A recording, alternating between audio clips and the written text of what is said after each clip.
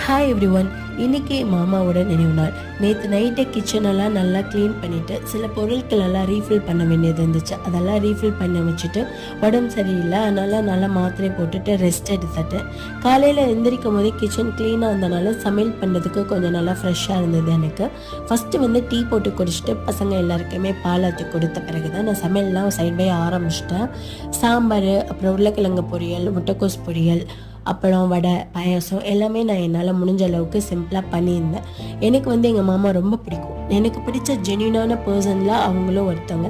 ரொம்ப ஈகோ இல்லாமல் பழகுனாங்க. நான் மேரேஜ் ஆகி வந்த புதுசில் வேலைக்கு போயிட்டு வரும்போது எனக்காக காஃபிலாம் போட்டு தருவாங்க.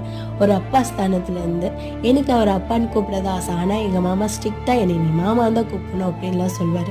எனக்கு என்னமோ தெரில, அவர் மேலே ஒரு இனம் புரியாத பாசம். எப்பயுமே அவர் நினைவு நாள் வந்தால் அவருக்காக நான் இதெல்லாமே செஞ்சு வச்சிருவேன். ரொம்ப ஆர்வத்தோடு செய்கிறது தான். 8 வருஷம் எப்படி ஓடிச்சுன்னு